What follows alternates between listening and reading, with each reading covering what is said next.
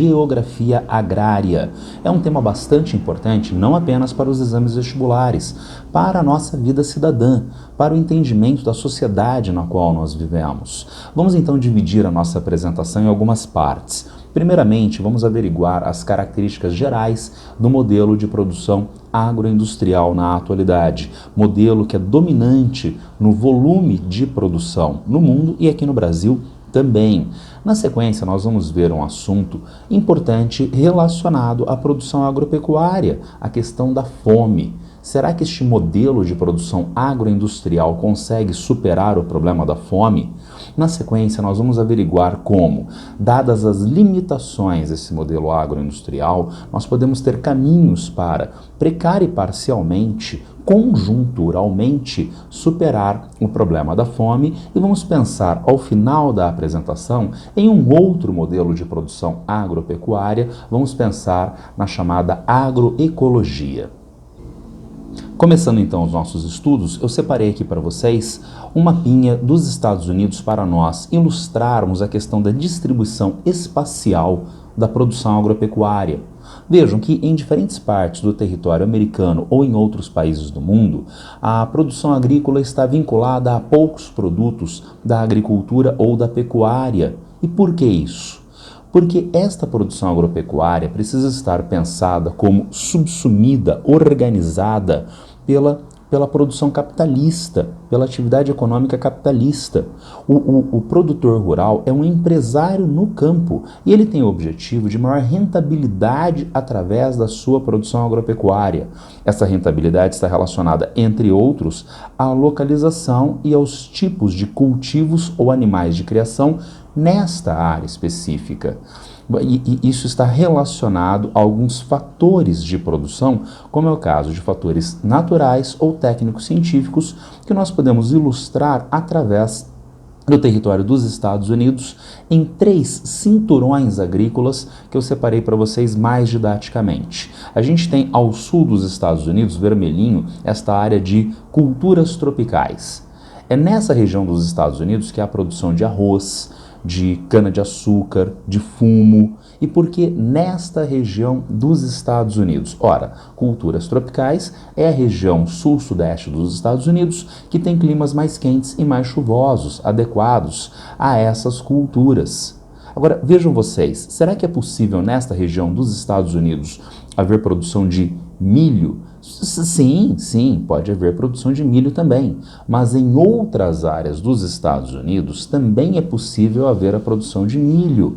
E, portanto, a produção de milho da Flórida concorreria com essas outras regiões. Em outras áreas dos Estados Unidos, lá no estado de Washington, lá no estado da Califórnia, dá para você plantar arroz facilmente? Não, pelas condições naturais.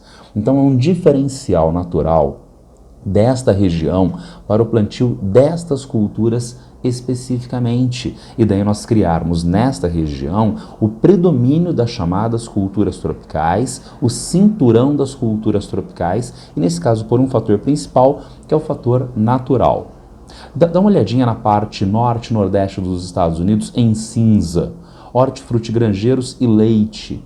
Não há qualquer vantagem natural para o cultivo de hortifrutigranjeiros nesta região ou de pecuária bovina leiteira, mas há uma questão de caráter técnico-econômico envolvida. Nós encontramos nesta área dos Estados Unidos o maior adensamento de população. Hortifrutigranjeiros e leite são produtos de alta perecibilidade. Então é necessária a proximidade do mercado consumidor para esses produtos. Onde há maior adensamento de população mercado consumidor é que nós vamos ter a produção de hortifrutigranjeiros e leite. E finalmente essa área amarela dos Estados Unidos, uma extensa área amarela com gado para corte. E por que gado para corte? O que será que é de vantajoso para o gado nessa região? Terrenos montanhosos, algumas áreas desérticas. Isto não é uma vantagem. Bom, talvez seja como a região cinza, a proximidade do mercado consumidor. Não. Está longe do mercado consumidor tradicional, a região nordeste, está longe dos portos mais tradicionais na costa do Oceano Atlântico. Então ainda pergunta, por que gado nessa região? Gente, Esta região não tem os maiores atrativos para diversos produtos da agricultura ou animais de criação, e por isso o valor imobiliário destas áreas fica menor. É possível adquirir grandes extensões de terras para a pecuária bovina extensiva para corte, tudo bem? E vejam, a pecuária bovina para corte de caráter extensivo não tem uma queda tão grande de produtividade nessas condições adversas. Produção de, sei lá, tomate poderia ser bastante problemática nessas condições, mas de gado para corte, não. Então não há uma queda de produtividade tão grande. Vocês podem pensar, poxa, mas está longe do mercado consumidor. Carne congelada aguenta um bom tempo de estocagem até o mercado consumidor. Então nós temos um produto que se adequa aos rigores dessa região, que é a pecuária bovina extensiva para corte. Dessa forma nós encontramos uma distribuição da produção agropecuária vinculada a fatores naturais ou técnico-econômicos que define, por exemplo, nos Estados Unidos, esses chamados cinturões agrícolas. Tomem um cuidado. A gente usa aqui no Brasil, inclusive em questões de vestibular, um estrangeirismo, que é a denominação belts, para estas áreas agrícolas, zoneamento agrícola dos Estados Unidos. É um estrangeirismo, quase um viralatismo, e que suscita um entendimento errado. Parece que só há belts, cinturões, na agropecuária dos Estados Unidos. Não, gente, não. Qualquer agropecuária que esteja organizada pelas necessidades do capital vai estar organizada do ponto de vista espacial em zoneamento agrícola, em cinturões agrícolas. Para ilustrar isto, eu coloquei 2 mapinhas aqui do Brasil. Vejam no nosso mapinha com tonalidades amarronzadas, o mapinha distribuição espacial do rebanho bovino, que nós temos maior concentração de rebanho bovino, gado para corte, em áreas interiores do Brasil, por exemplo, da região centro-oeste, que tem características semelhantes ao que a gente viu, algumas características batem com o que a gente viu para o oeste dos Estados Unidos. É uma área mais distante dos portos, é uma área mais distante dos mercados consumidores tradicionais aqui do Brasil, é uma área que tem algumas adversidades naturais para a produção, e o gado para corte não encontra tantas adversidades nessa área. O leite é um produto mais perecível. Dá uma olhada no nosso segundo mapinha, o leite no valor de produção. Destaque para Goiás, destaque para Minas Gerais, para Paraná, Santa Catarina, Rio Grande do Sul. Estados que são mais populosos ou estão estrategicamente localizados, próximos de áreas consumidoras, como é o caso de Goiás, têm a maior produção de leite, maior valor de produção de leite. Então a gente encontra também cinturões agrícolas aqui no território brasileiro, como no território americano, como no território australiano, canadense, russo, chinês. E tomem cuidado, não precisa ser país grandão para ter zoneamento agrícola. Insisto, qualquer área de produção agropecuária organizada segundo a lógica do capital terá zoneamento agrícola. Em São Paulo, nós encontramos o oeste paulista, tradicionalmente ocupado com o gado bovino para corte e hoje crescentemente com a cana-de-açúcar, enquanto o gado leiteiro aparece, por exemplo, no Vale do Paraíba, entre Rio de Janeiro e São Paulo. Então nós temos, mesmo no estado de São Paulo, mesmo em um país como a Bélgica, zoneamento agrícola também, tá certo? Então a distribuição espacial da produção agropecuária. Temos ainda como um fator de entendimento da agropecuária os chamados agrosistemas. E o que são agrosistemas? São recursos didáticos com os quais nós podemos entender como se organiza a produção agropecuária no campo. Um agrosistema é definido, entre outros, principalmente a partir de área de produção, de relações de trabalho, mercado, consumidor e tecnologias aplicadas. A partir, principalmente, desses 4 fatores, nós podemos definir diferentes agrosistemas que eu separei didaticamente em 3 aqui pra gente. Tradicionais, modernos, e agrosistemas agroecológicos, tá certo? Tradicionais, a gente tem nos agrosistemas tradicionais, por exemplo, a agricultura familiar com tecnologias mais ou menos avançadas, as velhas plantations. E por isso que eu coloquei para vocês área de produção variável, A plantation é grande propriedade, na verdade, em grande parte era, a gente mal tem plantations na atualidade, tá certo?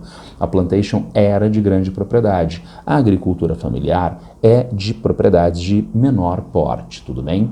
Relações de trabalho, familiar ou assalariada, barata. Mercado consumidor pode ser local, regional, principalmente na agricultura familiar. Nas velhas plantations, o mercado era de exportação. Tecnologias aplicadas, conhecimentos tradicionais, tradição oral. Já nos agrossistemas modernos, nós encontramos tendem a grande propriedade, porque há necessidade de maior aplicação de capital e tecnologia na produção agropecuária, que é organizada segundo a lógica do capital. Vimos isso na distribuição espacial. Consequentemente, para a estrutura fundiária, o tamanho das propriedades, isso acaba se desdobrando em um aumento da área das propriedades. O pequeno produtor rural e o grande produtor rural. Então, eles estão concorrendo no mesmo mercado consumidor. Mas qual tem maiores capacidades de fazer investimento em tecnologia, de maquinário, de sementes, de produtos agrotóxicos? O grande produtor rural, que tende a maior produtividade e abastece o mercado consumidor, tendendo a eliminar o pequeno produtor rural. Como a gente tem na cidade. Na lógica de concorrência, a grande produção acaba eliminando a pequena produção. Daí a tendência à grande propriedade nos agrossistemas modernos. Relações de trabalho assalariadas com diferentes graus de qualificação. Então tende a ser assalariado, mas com trabalhadores altamente qualificados, que trabalham no setor de pesquisa e desenvolvimento, trabalhadores com qualificação técnica que operam máquinas, equipamentos e, por vezes, trabalhadores ainda de baixíssima qualificação, sem proteção trabalhista em direitos, né, e que são forças de trabalho, por exemplo, temporária, disponível para épocas como a colheita da produção. Aqui em São Paulo, a colheita da cana está em 100% mecanizada, mas basta nós nos lembrarmos de quando a colheita não era mecanizada, como ela ainda não é em 100% mecanizada em outros estados, como, por exemplo, Paraná, Mato Grosso do Sul. Mercado, abastecimento industrial ou exportação. E temos ainda conhecimentos ligados às revoluções verdes, que a gente vai ver logo na sequência. E, finalmente, os agroecossistemas, que estão ligados à agroecologia. Vejam, áreas de produção, pequenas ou médias, propriedades familiares ou produção coletiva. Temos ainda relações de trabalho familiar ou assalariadas ou cooperativadas, porque a gente pode ter uma estrutura de cooperativas de produção. Mercado consumidor, circulação mais restrita. Eu já dou uma dica, isso é muito importante do ponto de vista ambiental. É o circuito longo e o circuito curto, que deve ser pensado territorialmente como longo e como curto. Se a gente pensar na relação disso com a questão ambiental, a gente já tem um grande ganho desses agroecossistemas em um circuito curto de produção. Então nós temos produção de soja no Brasil, que usa agrotóxicos que são produzidos na Europa, que usa produtos químicos produzidos na Europa e são transportados através de transporte marítimo. Vejam o custo ambiental de produção e transporte destes insumos. A nossa soja que é exportada para a China, para ser processada em rações animais para a pecuária suína, para a pecuária bovina. Então vejam o custo ambiental desse circuito longo de produção agropecuária. A agroecologia é o sítio que fica a alguns quilômetros. É o sítio que trabalha com agricultura orgânica e, portanto, não usa agrotóxicos e tem um pequeno consumo de combustível no transporte das mercadorias até o mercado consumidor. Então, um circuito curto com vantagens relacionadas. Finalmente, tecnologias aplicadas, ciência e tecnologia alinhada aos conhecimentos locais e tradicionais. Vamos voltar nisso ao final da apresentação. O agroecossistema, a agroecologia, não é uma volta ao passado. Não é uma produção agrícola como se fazia no Neolítico. Trata-se da aplicação de conhecimentos científicos, entretanto, sem aquela soberba inerente à ciência. Trata-se da ciência pela sua condição essencial, interagindo com as formas de produção tradicionais, colhendo esses conhecimentos das formas tradicionais de produção com vistas ao aumento da produtividade, com vistas à maior justiça social, com vistas ao maior ganho ambiental, tudo bem?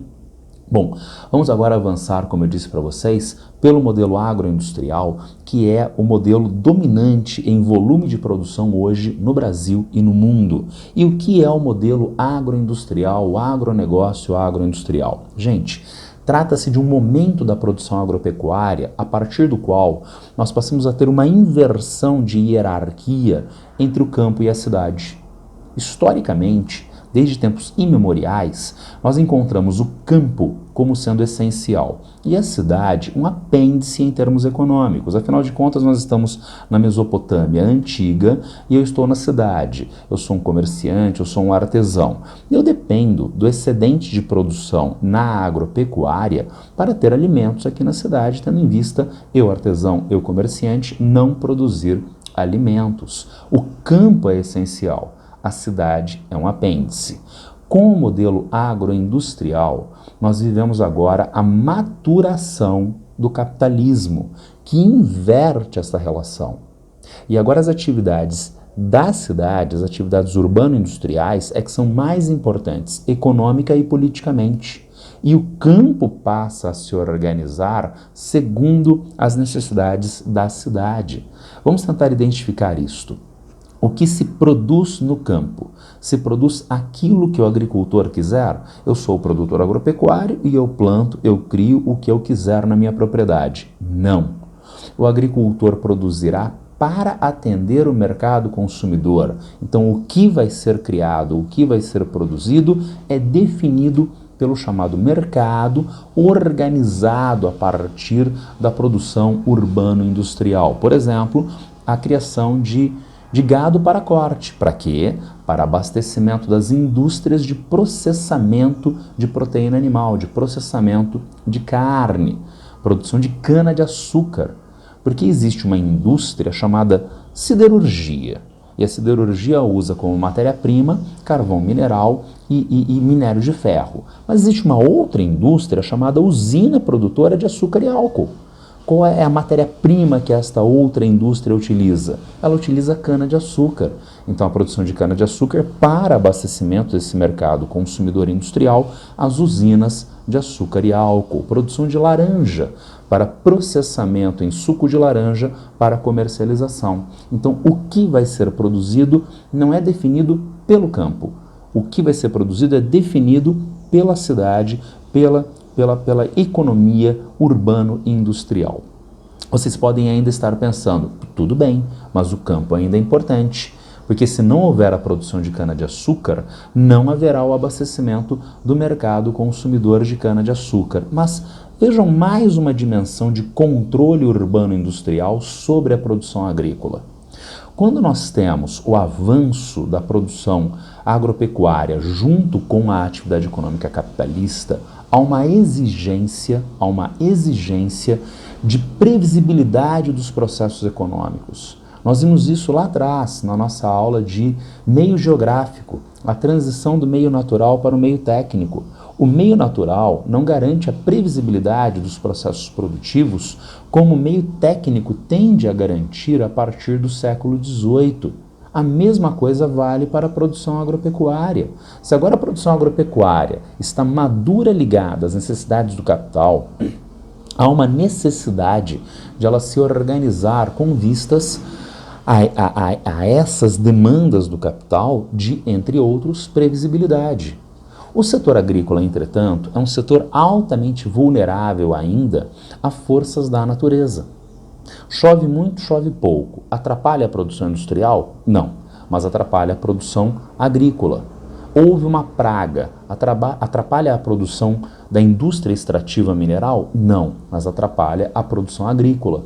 Então, como minimizar esses problemas na produção agropecuária?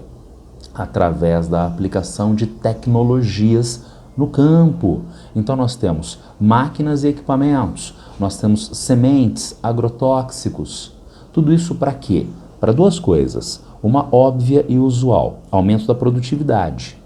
Você produz mais na mesma área, você produz mais com menos trabalhadores, então aumenta a produção relativa, aumenta a produtividade.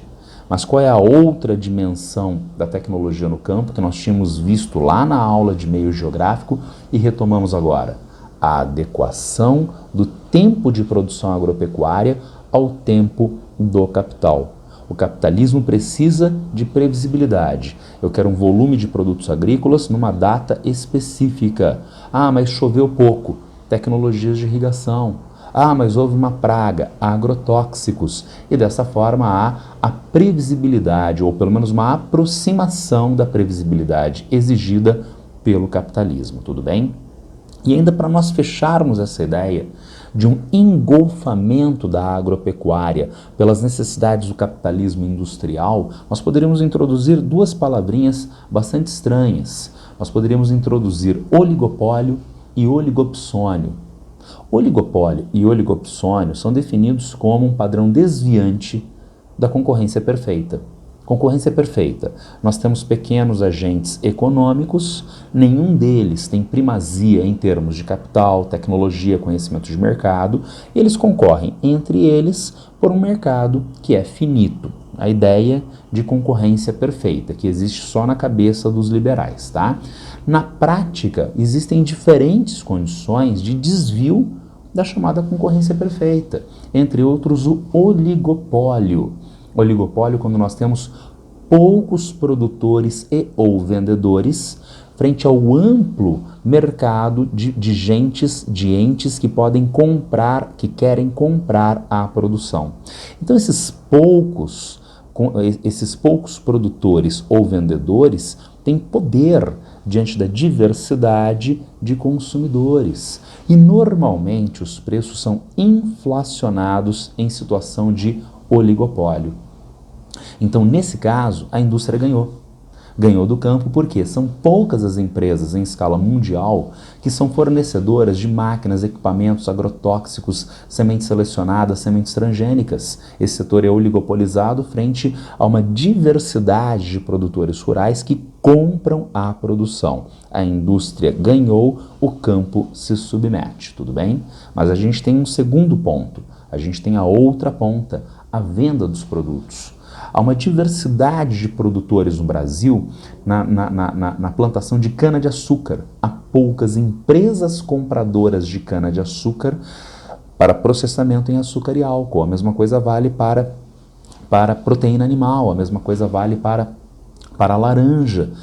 Então esse setor está em oligopsônio. Nós temos poucos compradores frente à diversidade de fornecedores. Agora, os poucos compradores têm poder diante da diversidade e quantidade de fornecedores. Nós encontramos, portanto, novamente poder para a indústria frente à produção agrícola. Então, no modelo agroindustrial, nós temos maturação da agricultura frente às necessidades do capital, invertendo a relação de hierarquia campo-cidade, a produção urbano-industrial torna-se mais importante, organizando a produção agropecuária no que vai ser produzido, quais são os animais de criação, quais são os gêneros agrícolas e como vai ser produzido a aplicação de capital e tecnologia na produção agropecuária. Só tem uma pequena inconsistência nesse nosso slide. A pequena inconsistência é que esse slide suscita a ideia de que a indústria tem poder e organiza a produção no campo. Mas tem uma coisa que tem ainda mais poder do que a indústria e organiza toda essa estrutura produtiva. O que tem mais poder? O setor financeiro.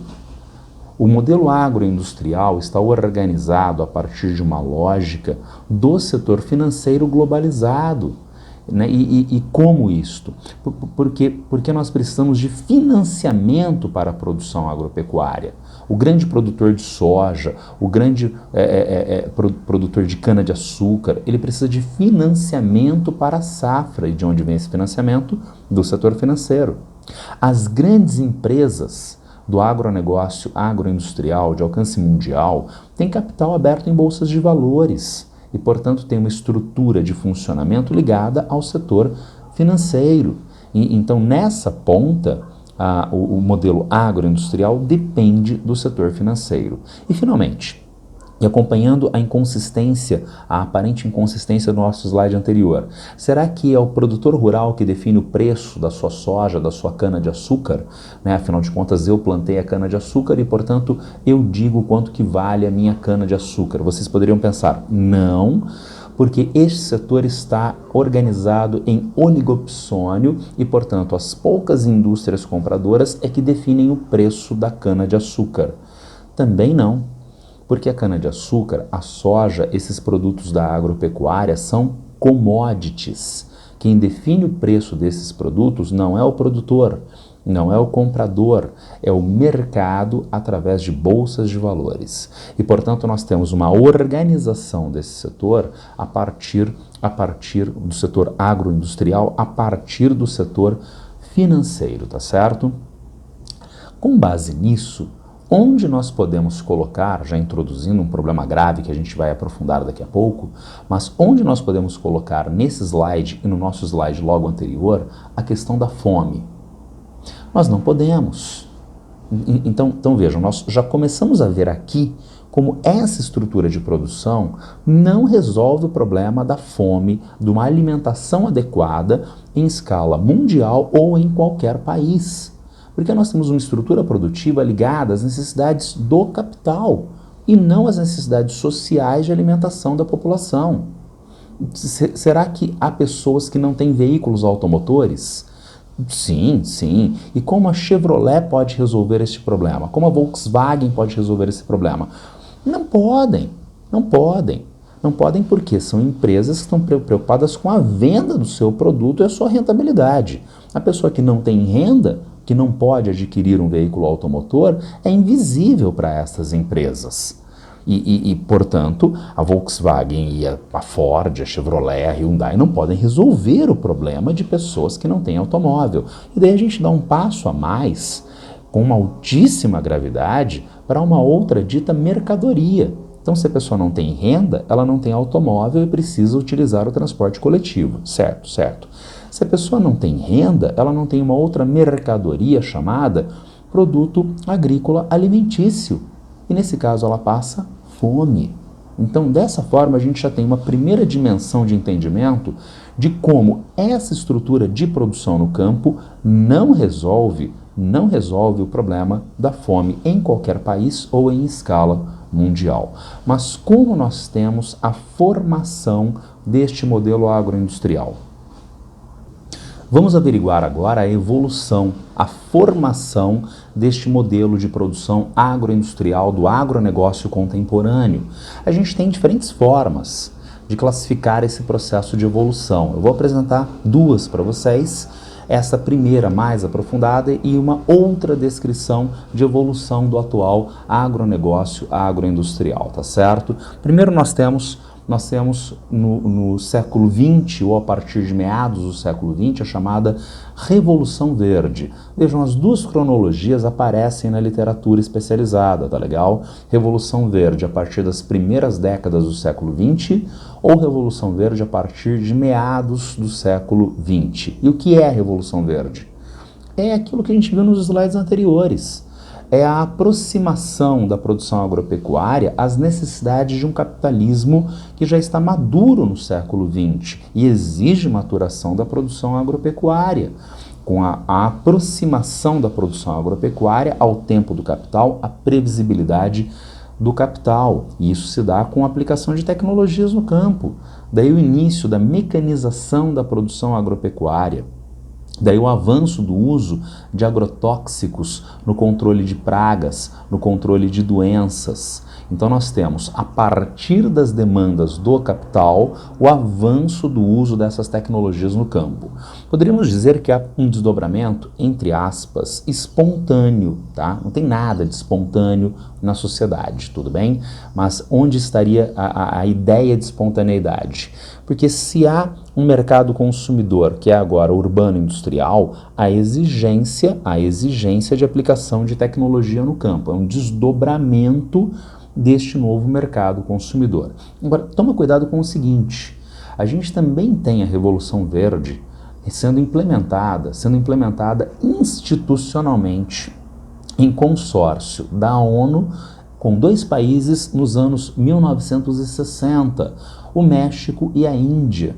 Então, além de a Revolução Verde ser o resultado das exigências de um mercado urbano-industrial na produção agropecuária, ela também foi implementada pela ONU nesses 2 países pobres, especialmente nos anos 1960. E por quê? Qual era o motivo de a ONU fazer esse consórcio? Ora, são 2 países que vivem um problema de fome em boa parte das suas populações. Com essas tecnologias da Revolução Verde, é possível produzir mais. Ora, produzindo mais na produção agropecuária, nós abastecemos o mercado consumidor e, portanto, superamos o problema da fome. Mas será que houve realmente a superação do problema da fome? Não, não houve. Não houve por quê, gente? Bom, primeiramente acontecem esses problemas. Custos de produção. Então, para que você absorva no campo essas tecnologias da produção agropecuária inerentes à Revolução Verde, é necessário investimento. E daí aparece um desdobramento imediato. O pequeno produtor que produz alimentos tradicionalmente comercializados no mercado regional tem condições de absorver essas tecnologias? Não tem. E se ele as absorver, comercializando produtos relativamente baratos, ele não tem condições de pagar por essas tecnologias. Então, ou a produção de alimentos propriamente não absorve essas tecnologias e fica estagnada, ou pior, se absorve e acaba não conseguindo sustentar os custos de produção e quebra, contribuindo para uma expansão ainda maior da produção em grandes propriedades em modelo agroindustrial. Consequentemente, quem absorve essas tecnologias são culturas comerciais, o que leva à redução da diversidade na produção agropecuária. Toma cuidado, hein? Não é redução da biodiversidade por causa, por exemplo, da expansão de fronteiras agrícolas. Isso também acontece. Mas nesse caso, nós estamos pensando diferentemente na diversidade da produção agropecuária. Nós estamos pensando na oposição entre, de um lado, o uso de sementes crioulas, pela agricultura familiar, e de outro lado, essas tecnologias de produção ligadas ao modelo agroindustrial. Eu coloquei aqui para vocês a imagem da diversidade da produção familiar em frutas, legumes, animais de criação, técnicas de produção. A gente vai voltar a isso no final da apresentação. Do outro lado, a gente tem a imagem da monotonia da paisagem da produção agroindustrial monocultora.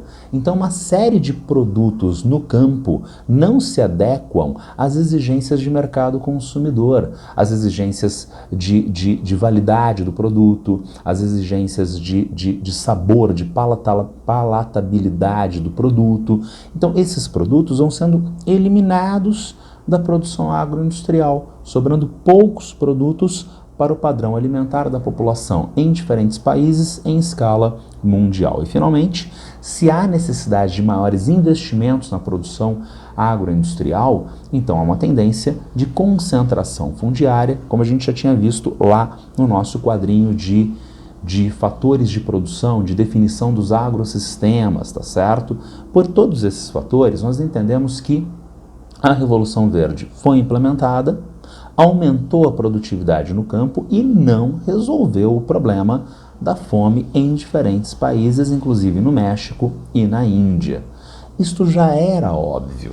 Já era óbvio porque, em especial na atualidade, o mundo produz o equivalente em calorias para 12 bilhões de pessoas. 12 bilhões de pessoas. Nós somos 8 bilhões em escala mundial. Então está sobrando comida e as pessoas são todas obesas e precisam ir para o spa fazer uma atividade física. Não! Há mais de 700 mil, mais de 800 mil pessoas no mundo de hoje que passa fome todo dia. Então, é um problema de produção? Não, não é um problema de produção.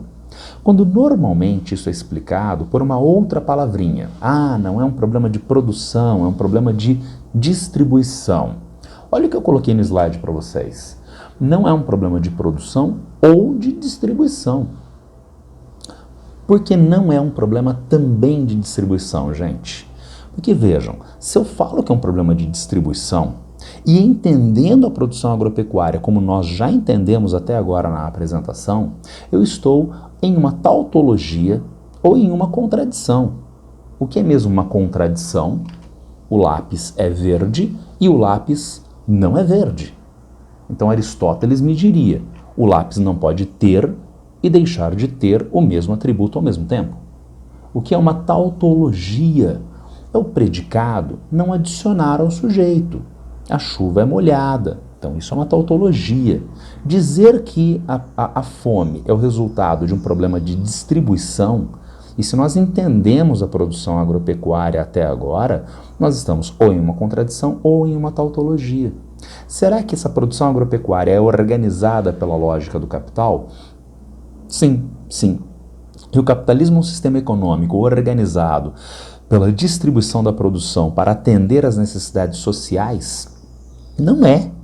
Não é. Então dizer que esta organização da produção agropecuária não distribui bem os alimentos, por exemplo, os alimentos, é uma tautologia, tá certo? Se é uma produção organizada pelo capitalismo, não abastecerá todas as populações, porque tem gente que não tem renda, tudo bem? E é uma contradição. Por que é uma contradição? Porque nos leva a pensar que a gente pode ter uma produção agropecuária capitalista e que seria bem distribuída pela população, o que é uma fantasia. A produção capitalista não é organizada pelas necessidades de distribuição da produção, mas pelas próprias necessidades de reprodução do capital. Portanto, o que gera a fome não é sim um problema de produção. A ideia de distribuição só é matematicamente válida. Então a gente tem 1 bilhão calorias para 12 bilhões de pessoas, muito mais do que a população mundial. Sim, então se a gente distribuísse bem, resolveria o problema, mas isso só é válido matematicamente, porque concretamente, pensando que é uma produção agropecuária organizada pelo capitalismo, óbvio, não haverá a melhor distribuição desta produção, que inclusive gera o problema da fome, tá certo? É um problema de estruturação da produção, e não meramente de uma distribuição mais adequada. Mas aqui nós encontramos um primeiro momento de evolução tecnológica da produção agroindustrial, a Revolução Verde, também chamada de Primeira Revolução Verde, meramente Revolução Verde ou Primeira Revolução Verde, porque nós temos no final do século XX uma segunda Revolução Verde ou Revolução Agrobiotecnológica. Trata-se da introdução dos organismos geneticamente modificados, OGM, ou meramente GM, organismos geneticamente modificados, vulgarmente chamados de transgênicos. Para que a introdução dos transgênicos na produção agropecuária? Ora, o discurso hegemônico do agronegócio agroindustrial está marcado nos nossos fatores: proteção ambiental e combate à fome. Por que combate à fome? Porque com os transgênicos nós podemos aumentar a produtividade, resolvendo o problema da fome. Nós já vimos como esse argumento é falacioso, né? Já vimos como esse argumento não cola. E de onde vem a ideia de proteção ambiental com transgênicos? Gente, porque segundo o discurso oficial do setor agroindustrial, nós temos aumento da produtividade com os transgênicos. Sim, isso é verdade. Isso faz com que você produza mais na mesma área e, portanto, você não tem necessidade de expansão de fronteiras agrícolas com desmatamento de vegetação nativa. Tá certo, tá certo. Então, haveria a vantagem ambiental. Vamos ver na sequência que, tal qual os transgênicos, como a anterior Revolução Verde, não resolve o problema do abastecimento alimentar, como também não resolve o problema ambiental, obviamente. Primeiro porque há uma série de problemas, primeiramente econômicos e geopolíticos. Se nós tínhamos uma dimensão acrescida de custos ligados à primeira Revolução Verde, agora com a segunda Revolução Verde, com a Revolução Agrobiotecnológica, esses custos ficam ainda mais elevados. Porque, por exemplo, a semente não é híbrida, a semente não é selecionada, a semente é geneticamente modificada, tem um custo mais elevado de aquisição. Mais do que isso, financiamento. Nós vimos lá nos slides anteriores que essa estrutura de produção depende do setor financeiro, mais ainda agora, porque, por exemplo, as sementes no seu processo de aquisição são mais caras. E problemas geopolíticos, está marcado ali no nosso slide, problemas geopolíticos ligados a royalties. Royalties por quê? Porque o produtor rural teve um ganho de produtividade com a semente transgênica da Monsanto, que recentemente há alguns anos comprou a Bayer, e virou uma gigante do agronegócio mundial. Então o produtor teve um ganho de produtividade, mas com uma tecnologia da Monsanto. O que ele faz quando ele vende a produção agropecuária dele com ganhos? Ele agradece a Monsanto. Este agradecimento se chama royalties. Um pedaço, um percentual do valor de produção é pago para a Monsanto com vistas aos direitos de uso dessa tecnologia. Vejam a dimensão geopolítica inerente a isso. Um dos mais graves problemas dos países do sul global, onde a gente tem a produção agropecuária como aspecto econômico muito forte, um dos mais graves problemas do sul global é a perda de recursos financeiros. Saem recursos financeiros do mundo pobre para o mundo rico, pagamento de dívida externa, etc, etc. Agora, nós temos o produtor rural utilizando a tecnologia da Monsanto, então ele paga royalties para a Monsanto. Lá no nosso slide anterior de submissão do campo à cidade, nós temos agora mais uma dimensão dessa submissão, na medida em que o produtor compra a semente da empresa agroindustrial e tem que pagar direitos de uso para esta empresa. Mas e se o produtor rural está em Angola, na África, e a Monsanto é uma empresa americana, a Bayer, eu não sei se eu disse há pouco que a Monsanto comprou a Bayer comprou a Monsanto, e a Bayer é uma empresa alemã. Então nós temos o deslocamento de capital do país do sul global, Angola, para o país, para a empresa que está no país do norte global, a Monsanto, a Bayer. Dessa forma, é mais um recurso de perda de valores financeiros do sul global para o norte global. Além disso, nós temos o problema da expansão de fronteiras agrícolas. Lembra do argumento de que há proteção ambiental porque não precisa haver novas áreas de desmatamento? Esse argumento se desfaz, primeiro, uma questão aritmética. Há um aumento de produtividade, certo? Mas há um aumento da demanda maior do que o aumento da produtividade. Consequentemente, a necessidade de mais áreas agrícolas. Então, há novas áreas de desmatamento. E essa ideia está presente na prática. O que a gente encontra, eu coloquei aqui para vocês um mapinha, o chamado arco do desmatamento aqui no Brasil. Então, tem produção no Brasil com o uso de semente geneticamente modificada? Sim, claro que tem, claro que tem. Agora, esta produção inibe o desmatamento? Não, ao contrário. A gente tem avanço do desmatamento praticamente, na prática, nesse chamado arco do desmatamento nas partes meridionais e orientais da região amazônica, tá certo? Finalmente, maior uso de agrotóxicos. Gente, isso é muito importante, porque o mocinho e mocinha da cidade frequentemente pensam que os geneticamente modificados, os transgênicos, evitam o uso de agrotóxicos. Na verdade, acontece o oposto. O uso das tecnologias geneticamente modificadas aumenta o uso de agrotóxicos. De onde vem o discurso de redução do uso de agrotóxicos, que está presente no discurso oficial da agroindústria? O discurso se embasaria na seguinte ideia tosca. Então, nós temos uma plantinha que é vulnerável a uma praga que demanda o uso de um inseticida agrotóxico para haver maior produtividade. Tá certo. Então, com um organismo geneticamente modificado, que é resistente, que inibe a atração desta praga, há menor utilização do agrotóxico inseticida. Isso é verdade, gente? Sim, isso é verdade. E isto reduz um pouquinhozinho o uso de agrotóxico inseticida. Mas o uso na agricultura de sementes geneticamente modificadas aumenta enormemente o uso de outros agrotóxicos herbicidas. Então diminui um pouquinho o uso, por exemplo, de inseticida, fungicida, larvicida e aumenta enormemente o uso de agrotóxicos para matar plantas não comerciais, herbicidas. A gente pode entender isso mais facilmente através de uma prática agrícola chamada conservacionista, dita plantio direto. Vamos entender esse plantio direto. Então, como se viabiliza a produção no campo com este modelo agroindustrial moderno? Há uma vegetação nativa, há a safra anterior, que eu quero eliminar para o plantio da safra atual. E como eu faço a eliminação dessa vegetação? Fogo. Não.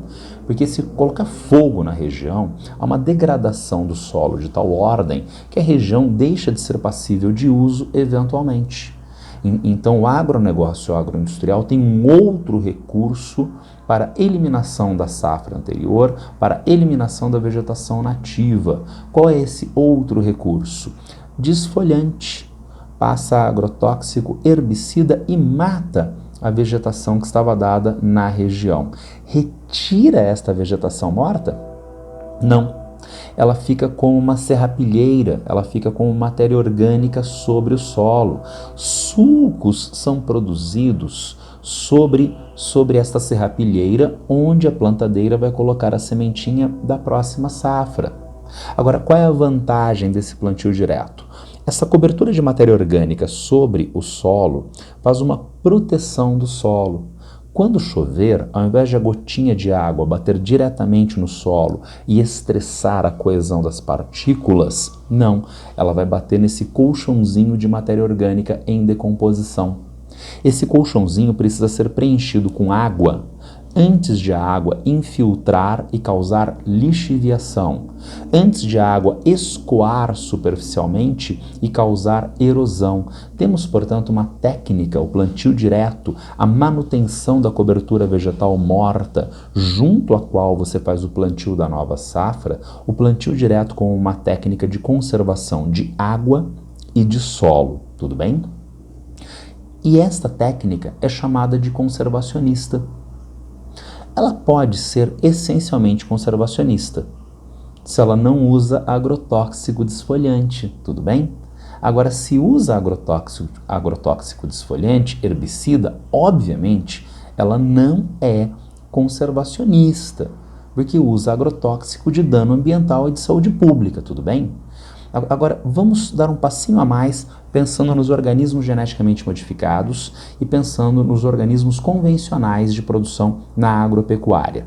Eu uso plantio direto na minha produção agrícola. Eu passo desfolhante, planto o milho, né, dentro dessa técnica do plantio direto. Só que quando nasce o pezinho de milho, nasce do lado do pezinho de milho a planta não comercial, braquiária, mato.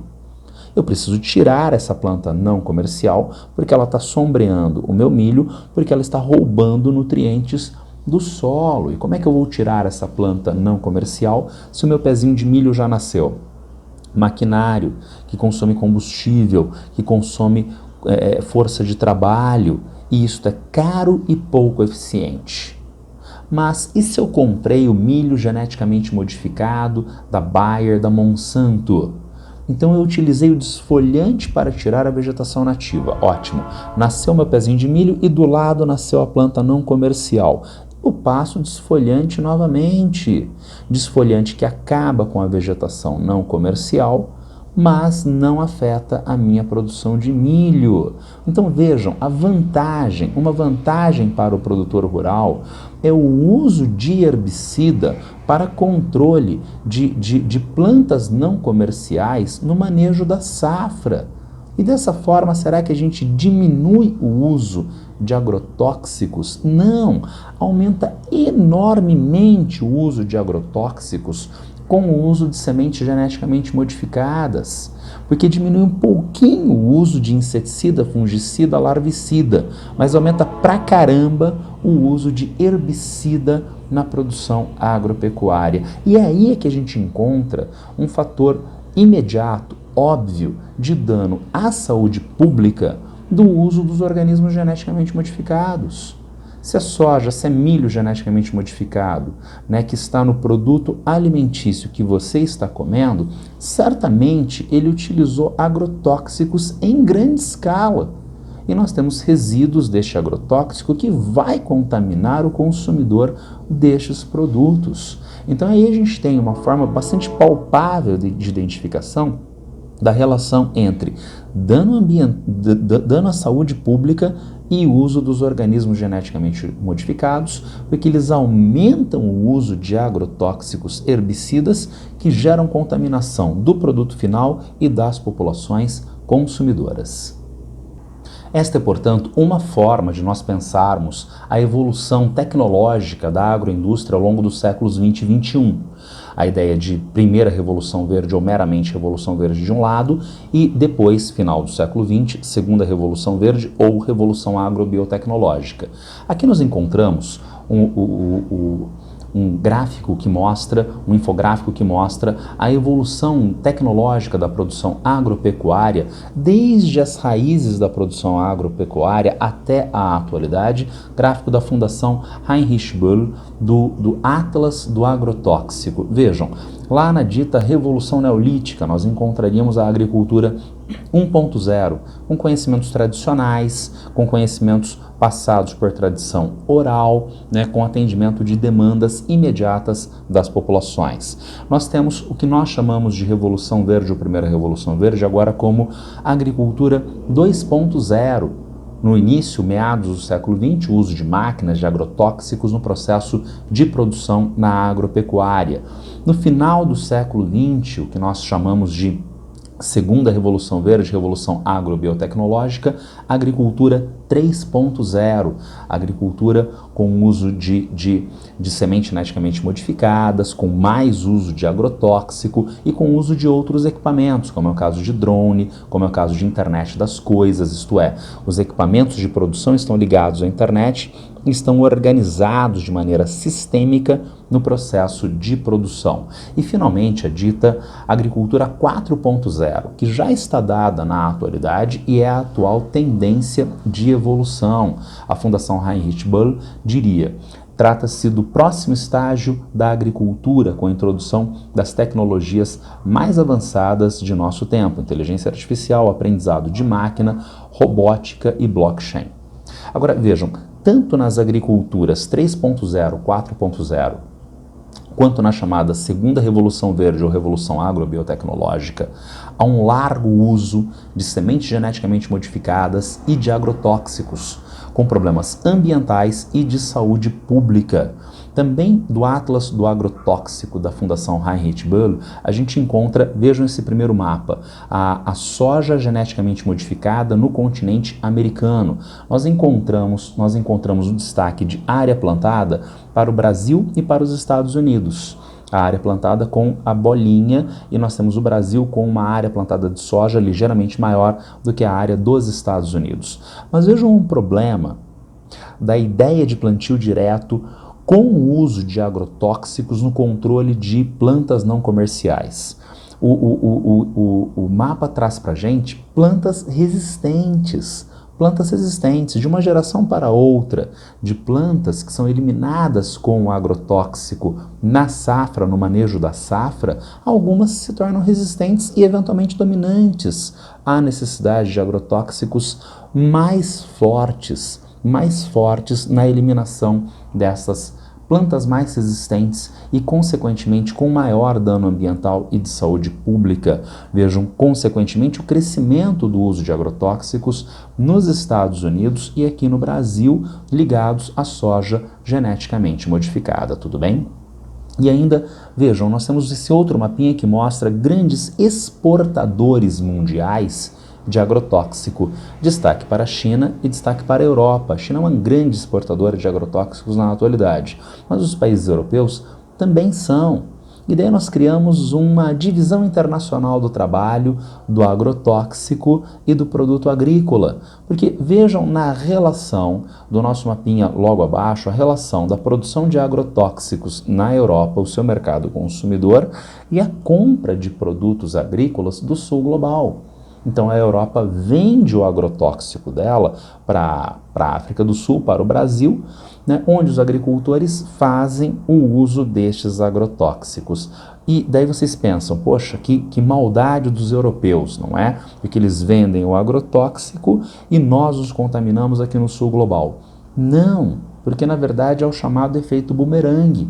Porque o sul global exporta estes produtos agrícolas lá para o norte global, lá para os países europeus. E, portanto, esses produtos que ficaram contaminados com agrotóxicos produzidos lá pelas indústrias europeias, contaminam o produtor rural, o trabalhador rural aqui no Brasil, o consumidor desses produtos aqui no Brasil, e na exportação destes produtos contamina também o consumidor europeu. É o chamado efeito bumerangue, tudo bem?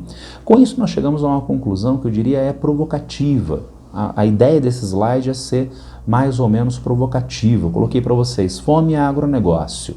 O agronegócio, o agroindustrial não pode resolver o problema da fome, porque ele não produz alimentos. Mas como ele não produz alimentos? Eu disse, esse slide é provocativo. Vamos tentar esmiuçar isso. O agronegócio agroindustrial produz o quê? Ora, cana-de-açúcar para o abastecimento de veículos automotores com etanol combustível. Nós não comemos o etanol combustível, quem come é o carro. O agronegócio agroindustrial produz algodão para a produção de roupas, então não é para comer.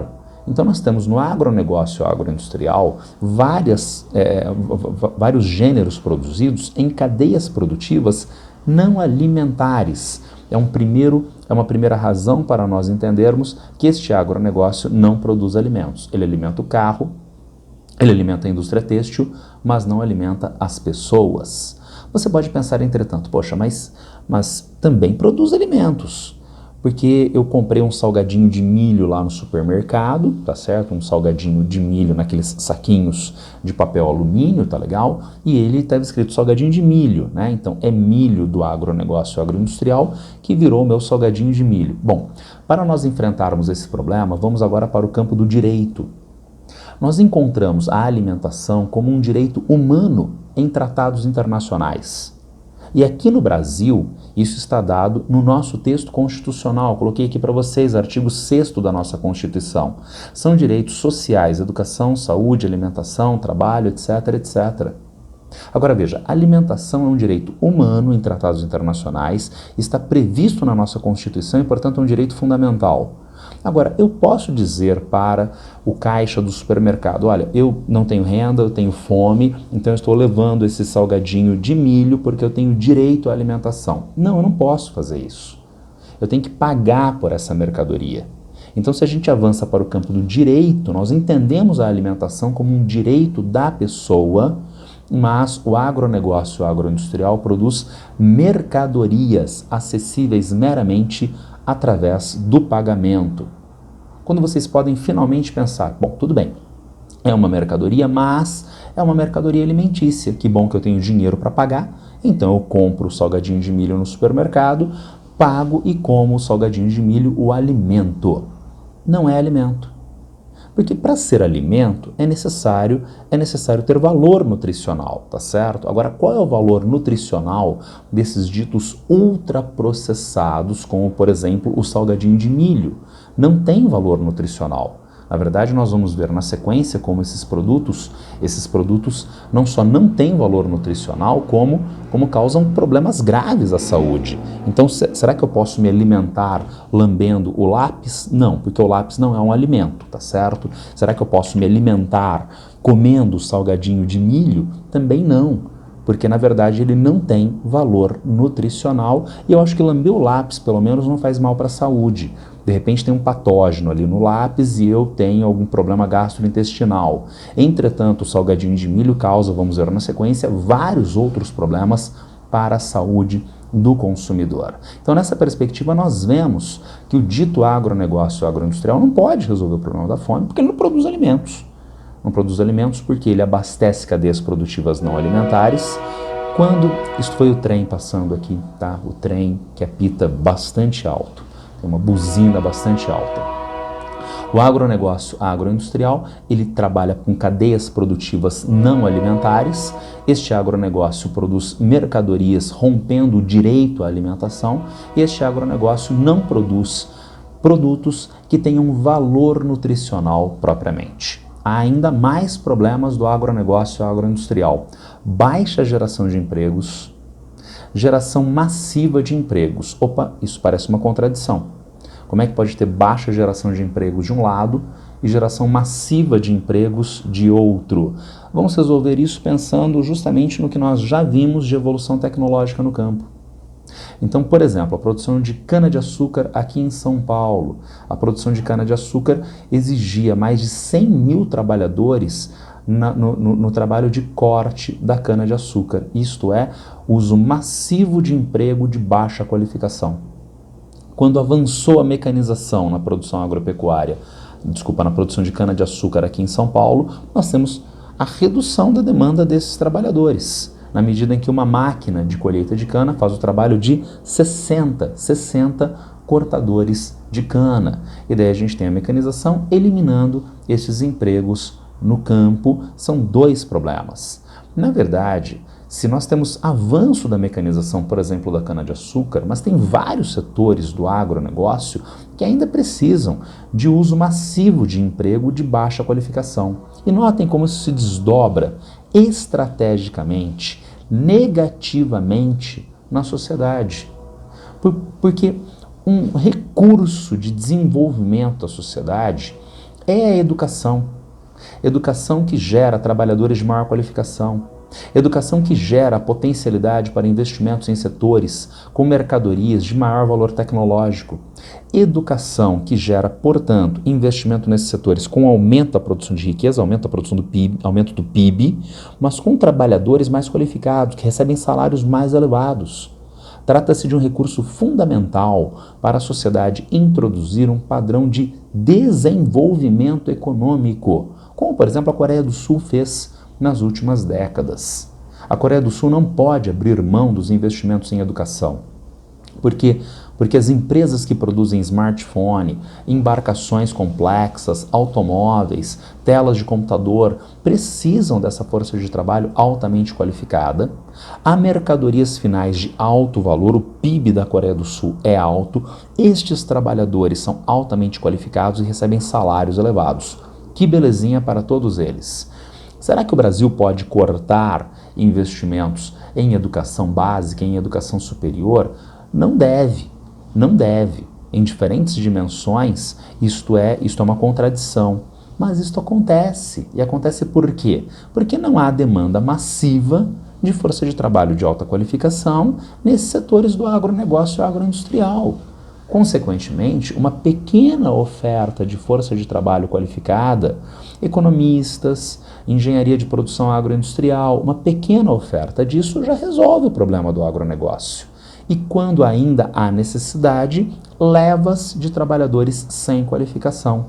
Cortes em educação é o tolhimento das possibilidades de desenvolvimento econômico da sociedade. Mais ainda, concentração de terra e renda. Nós vimos em diferentes momentos que há necessidade de maiores investimentos na produção agroindustrial. Só o agricultor de maior renda consegue fazer esses investimentos, concentrando terra e, consequentemente, concentrando renda. Lembrem-se do indicador índice de Gini. O índice de Gini é utilizado para a medição da concentração de renda, variando de 0 a 1. Se eu calcular o índice de Gini da sociedade e der 0, nós temos a distribuição de renda perfeita, todo mundo tem a mesma renda. Se eu calcular o índice de Gini da sociedade e der 1, alguém tem renda e ninguém mais tem renda. Nenhum país tem 1 de índice de Gini, nenhum país tem 0 de índice de Gini, mas há um recurso como o IDH de distribuição de países com melhor ou pior distribuição da renda. Sabemos que o Brasil é um dos piores países do mundo em distribuição de renda, com índice de Gini na faixa de 0,55. Lembrem-se, quanto maior é o índice de Gini, pior é a distribuição da renda. O Brasil é um dos piores do mundo, com índice de Gini de 0,55 na sociedade brasileira. O índice de Gini no campo, no Brasil, chega a 0,8. Absurdos 0,8, em grande parte pela concentração fundiária e pelo modelo agroindustrial. Finalmente, impacto ambiental, desmatamento, expansão de áreas agrícolas eliminando vegetação nativa, agrotóxicos da segunda revolução verde, revolução agrobiotecnológica, agricultura 3.0, agricultura 4.0, consumo de água e exportação virtual de água. Opa, ainda não tratamos esse assunto. Vejam, será que a soja que nós exportamos, será que o algodão que nós exportamos são produtos intensivos no uso da água? Sem dúvida, sem dúvida. Agora, notem bem, qual território consumiu água? O brasileiro. O brasileiro na produção de soja exportado para a China para processamento em rações animais. Quanto a China gastou de água do seu território? Nada. Nada. Então, a China pagou barato pela nossa commodity soja. E quanto ela pagou pela água que nós gastamos? Absolutamente nada. Então, problemas ambientais de consumo de água nas áreas produtoras do agronegócio e exportação de água virtual na medida em que é um consumidor do produto que não gastou a sua própria água e é um produtor do produto que gastou essa água. E ainda, condição para a produção dos ultraprocessados.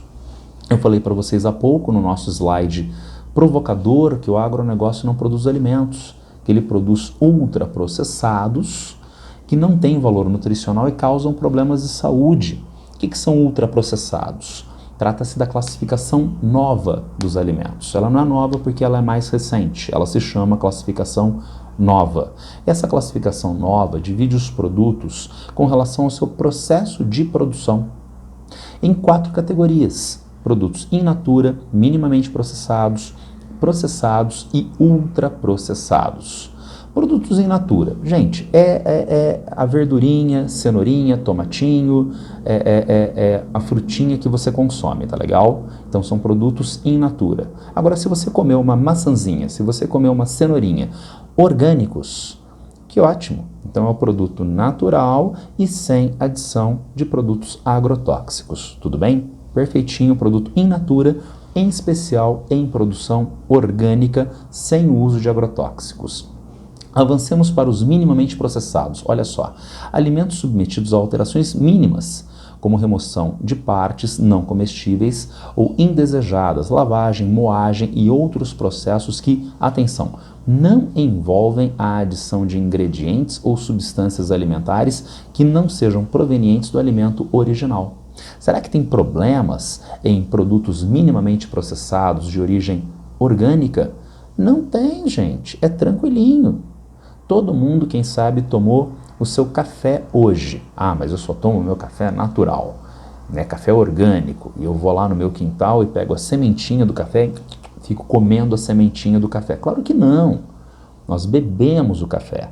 Para nós bebermos o café, nós precisamos passar por processos de processamento. A colheita do café, a secagem do café, a torra do café, a sua moagem e depois a gente faz a passada do café e bebe. Então há processos de processamento do café. Não tem nenhum problema, não foram adicionados produtos químicos industriais a este café, insisto, se ele é de origem orgânica. In natura, minimamente processado, de origem orgânica, não tem qualquer problema. Agora nós começamos a introduzir alguns problemas. Processados são alimentos feitos por meio de adição de açúcar, gordura, sal ou outro ingrediente culinário em alimentos in natura ou minimamente processados. Os processos empregados, os ingredientes utilizados, têm como objetivo aumentar o tempo ou a duração desses alimentos. Então, pode haver nesses processados um processo tranquilinho. Trata-se, por exemplo, da adição de sal à carne para nós termos a produção de carne seca. Então você aumenta a durabilidade da carne através da adição destes produtos, são os produtos processados. Se o produto que você está introduzindo já tem uma ligação com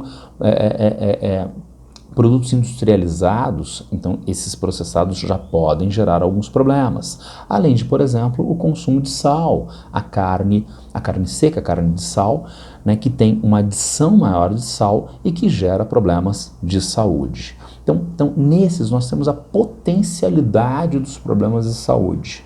Agora nós chegamos aos produtos que não têm valor nutricional, que são os ultraprocessados. O que o IDEC nos diz neste quadrinho? Eu tirei isso de uma cartilha do IDEC, Instituto de Defesa do Consumidor, né, chamada Tem Veneno Nesse Pacote. E os ultraprocessados, o salgadinho de milho que você compra no supermercado, a salsicha que você compra no supermercado, os ultraprocessados são formulações industriais produzidas a partir de diversas técnicas de processamento e com muitos ingredientes, incluindo sal, açúcar, gorduras e substâncias de uso exclusivamente industrial. O seu processamento visa a criação de produtos prontos para o consumo, como refrigerantes, guloseimas, sorvetes, fórmulas infantis, por exemplo. Gente, são produtos ligados à indústria alimentícia, que precisam cumprir as exigências dessa indústria. Um produto alimentício, pensa numa maçã, estraga relativamente rapidamente. Só que a indústria tem uma logística tal que vai produzir, transportar, armazenar e eventualmente vender o produto em um tempo relativamente grande. Então é necessário que haja uma vida útil maior para o produto. São introduzidos, portanto, produtos químicos neste produto que será vendido como alimento para aumentar a sua vida útil.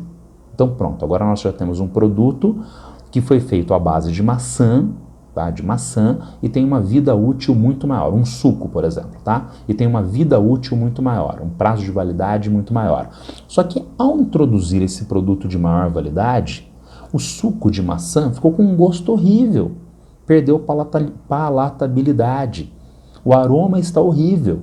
Então são introduzidos mais produtos químicos para dar um aroma adequado, para dar uma palatabilidade adequada, para pães, por exemplo, dar uma textura adequada. Só que quando esses produtos químicos são introduzidos, perdemos um pouco de prazo de validade. E assim a gente vai produzir uma espécie de coquetel molotov de produtos químicos que garantem o sabor, que garantem o prazo de validade para as necessidades da indústria, mas acabaram com o valor nutricional daquele produto. Muito pelo contrário, ainda mais do que meramente acabar com o valor nutricional. Na medida em que esses produtos têm uma carga de produtos químicos industriais que causam problemas de saúde. E finalmente, vejam de onde eu tirei isto. Tem veneno nesse pacote. Frequentemente nós pensamos que um produto ultraprocessado, que tem um monte de produtos químicos da indústria para garantir prazo de validade, sabor, textura, mas pelo menos não tem mais agrotóxico. Esse é um raciocínio muito usual, tá? Porque eles passaram por processos industriais tão complexos que eliminou os resíduos de agrotóxicos. Não! É justamente o que essa cartilha do IDEC nos traz. Então, frequentemente, os produtos ultraprocessados têm no seu processo industrial de produção um aumento da concentração do agrotóxico ao invés da sua eliminação.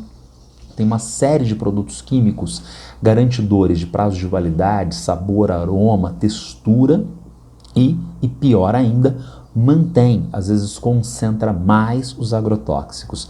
Finalmente, esses produtos que são produzidos artificialmente, eles têm uma capacidade de explosão de sabores. E daí você pensa, tem uma maçã madura, vermelhinha, que deve estar super docinha, deliciosa de um lado, e tem um biscoitinho recheado de outro. Qual a criança vai querer? O biscoitinho ela coloca na boca e explode sabor na boca dela. É claro que ela vai preferir o biscoitinho. Então nós temos produtos que tendem a viciar as pessoas. Uma última dimensão. Frequentemente os ultraprocessados são produzidos em escala industrial. E, portanto, o preço unitário desses produtos fica pequenininho. Então, trata-se do macarrão instantâneo. Macarrão instantâneo que é muito mais barato do que uma massa produzida artesanalmente de produtos orgânicos. Agora, é um macarrão instantâneo ultraprocessado, extremamente barato, só que com uma carga de agrotóxicos, uma carga de produtos químicos insustentável para a pessoa. Quem compra isso as populações de renda reduzida. Mas não apenas, não apenas. Na medida em que nós vivemos uma sociedade urbano-industrial que tem exigências muito graves sobre a pessoa. Então, será que você tem tempo para chegar em casa? Antes de chegar em casa, você passa no mercado, compra os produtos orgânicos, vai preparar lentamente o seu almoço. Não, você não tem tempo para fazer isso. Inclusive porque você não almoçou hoje trabalhando e você chega em casa à tarde e o que é que você compra? Antes de chegar em casa, passa no supermercado, compra aquela lasanha pronta, empacotada, enfia no micro-ondas e come.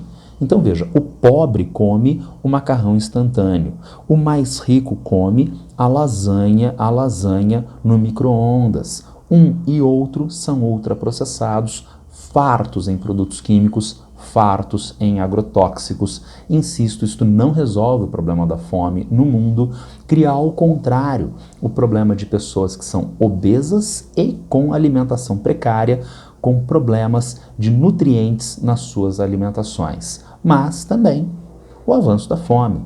Aqui nós temos o chamado mapa da fome da FAO, a Agência da ONU para a Agricultura e Alimentação, né? O mapa da fome da FAO-ONU. E o que aconteceu com a fome em escala mundial nos últimos anos, em especial a partir da Covid-19? Avançou. E no Brasil também a partir de 2019, 2020, principalmente a partir de 2020, 2021, o avanço do problema da fome no Brasil, sendo que o Brasil não estava no mapa da fome e passa a entrar neste mapa da fome. Vamos trabalhar este ponto a partir de agora. Falei dele várias vezes na apresentação com vocês até este momento. Fome. Vamos ver especificamente o que nós podemos entender como uma caracterização da fome, né, e como ela se manifesta especificamente hoje na sociedade brasileira. Vamos trabalhar agora especificamente o problema da fome. Há várias formas de nós identificarmos o que é a fome, como ela se manifesta em diferentes escalas, em termos sociais e espaciais. Eu vou apresentar um recorte para vocês. A partir de 2010, nós temos aqui no Brasil a Lei Orgânica de Segurança Alimentar e Nutricional, a Losan. Ela se estabeleceu a partir de 2010 com esse objetivo: operacionalização do direito fundamental à alimentação e a obrigatoriedade do poder público de formar as bases de dados para viabilizar as políticas públicas garantidoras da devida alimentação da população, organizando a segurança alimentar e nutricional, SAN, a partir destas dimensões ou desta multidimensionalidade. Então, como encarar, como entender para superar o problema da fome? Garantia de alimentos. Tá? Então, se supera a fome garantindo o acesso aos alimentos. Mas isso tem que ser pensado primeiramente na condição da oferta. E, portanto, como está organizada a produção na agropecuária para viabilizar uma produção em quantidade, qualidade e regularidade na oferta de alimentos, tá certo? Então, a Losan vai pensar no campo. E voltando ao grosso da nossa apresentação, será que uma cadeia produtiva agroindustrial que está preocupada com o abastecimento de etanol combustível resolve o problema da fome? Não. É com a pequena agricultura familiar, é com a agricultura coletiva, é com a agroecologia que a gente resolve o problema da fome e, portanto, pensando na dimensão da produção, pensando na dimensão da oferta dos alimentos. Acesso físico, aspecto econômico e cultural. A gente vive em uma sociedade capitalista e, portanto, há que se pensar como é possível as pessoas pagarem por este alimento. Então precisa haver uma dimensão prática, econômica, no que diz respeito ao acesso desses alimentos. Eu espero não estar em contradição com o que eu disse anteriormente. Uma sociedade capitalista não resolve o problema da alimentação. Vejam, aqui nós estamos pensando em um circuito de produção e de consumo que está fora da lógica de mercado. Então não é o mercado que está organizando esta produção com vistas ao abastecimento com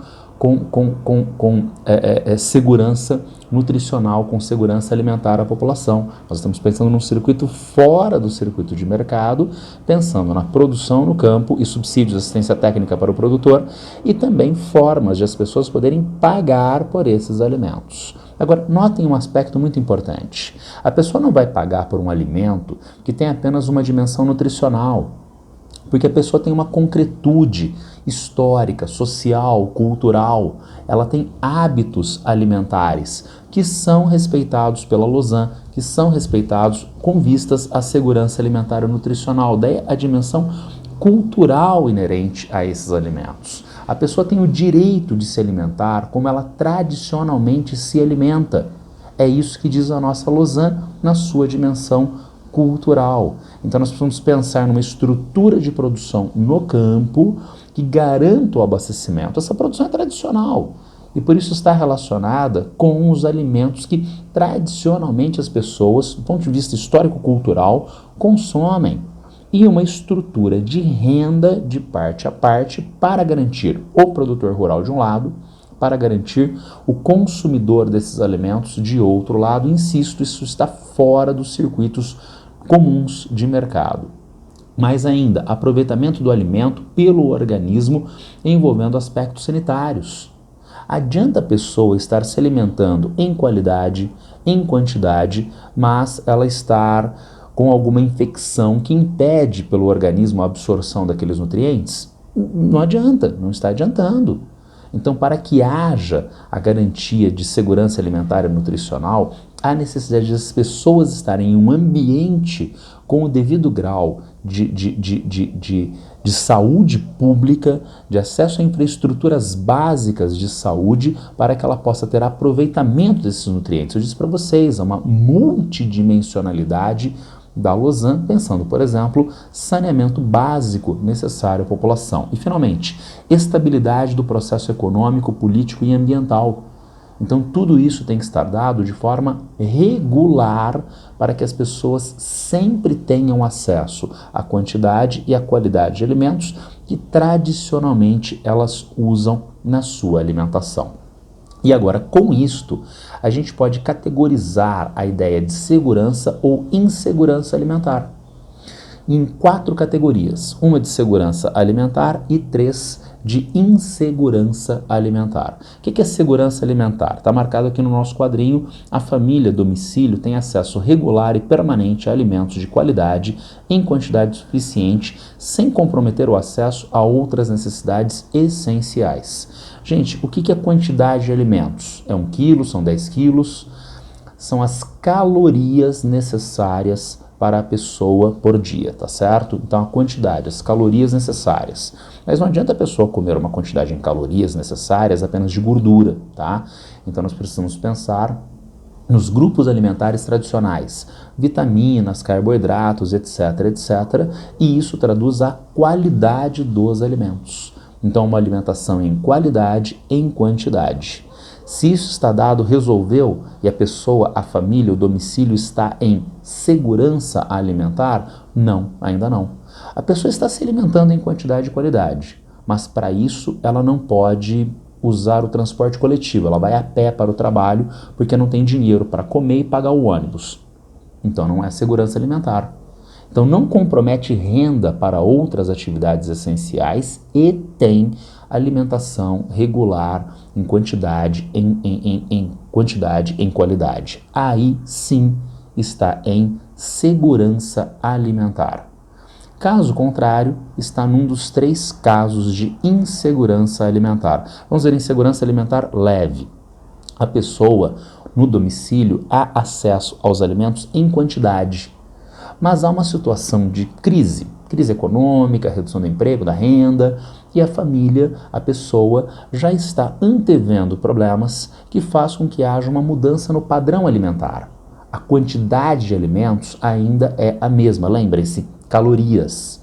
Mas como houve uma mudança no padrão alimentar, a qualidade da alimentação começou a ficar precarizada.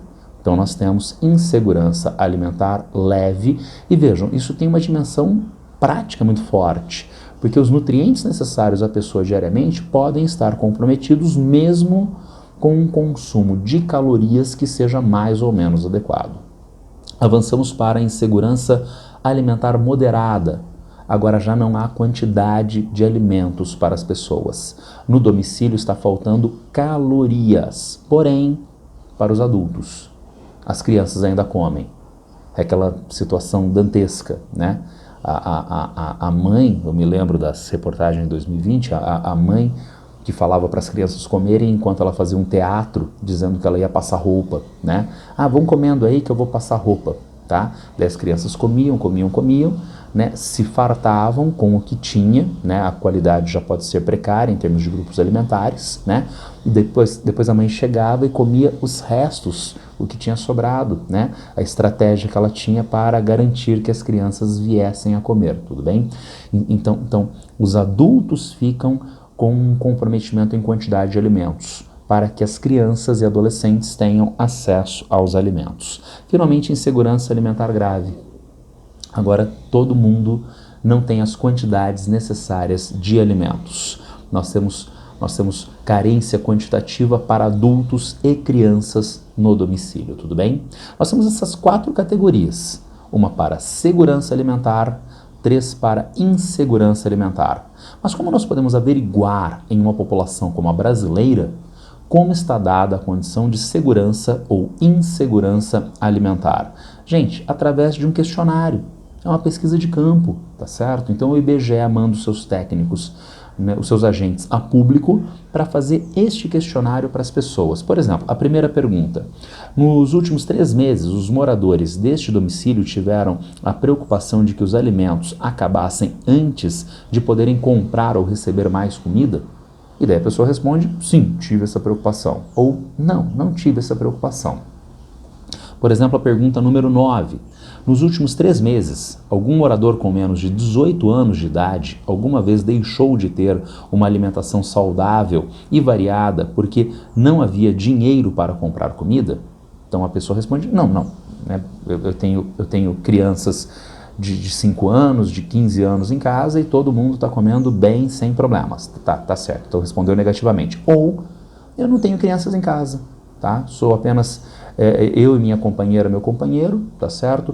Né? Sou apenas eu morando sozinho. Então a pessoa não responde a essa pergunta. São, portanto, 14 perguntinhas que os agentes do IBGE levantam com os entrevistados. E a resposta dessas 14 perguntinhas gera uma pontuação que insere aquele domicílio averiguado em uma das categorias de segurança alimentar propriamente, ou as 3 categorias de insegurança alimentar. Vejam vocês, o domicílio tirou 0 nas perguntas, ele respondeu negativamente a todas as perguntas. Parabéns, segurança alimentar. Respondeu positivamente de 1 a 5 perguntas, tirou de 1 a 5 pontos, com menores de 18 anos. Então está em insegurança alimentar leve. Respondeu positivamente de 1 a 3 perguntas menos, tá? Está em insegurança alimentar leve com menores de 18 anos. Poxa, mas para você estar em insegurança alimentar leve, você pode ter uma pontuação ainda maior do que se tiver crianças e adolescentes no domicílio? Sim. Porque segundo o questionário que nós vimos anteriormente, se no domicílio não há crianças e adolescentes, algumas perguntas não são respondidas. Então, se você tira até 3 pontos no domicílio sem crianças e adolescentes, insegurança alimentar leve, até 9 pontos com menores de idade, até 5 pontos, né, sem menores de idade, insegurança alimentar moderada, respondendo de 10 a 14 respostas afirmativamente com menores de 18 anos, né, de 6 a 8 sem menores de 18 anos, insegurança alimentar grave. Então aí está o critério, tudo bem? Então nós temos o ideal de segurança alimentar, né, então a produção, a oferta, a questão econômica para o produtor, para o consumidor, a questão cultural, tá? Mas será que isso está sendo contemplado?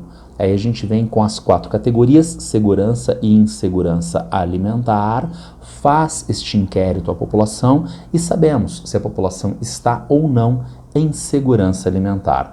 Qual é o resultado dessa pesquisa nos últimos anos? Vejam, nós encontramos aqui a POF 2017-2018. E o que é POF? Pesquisa de orçamento familiar do IBGE. E nessa pesquisa de 2017-2018 nós encontramos para o total da população brasileira. Segurança alimentar, 63,3% da população com segurança alimentar. E nas 3 categorias de insegurança alimentar. Insegurança alimentar leve, 24% da população. Insegurança alimentar moderada, um pouco mais de 9%, por volta de 4,5% de insegurança alimentar grave.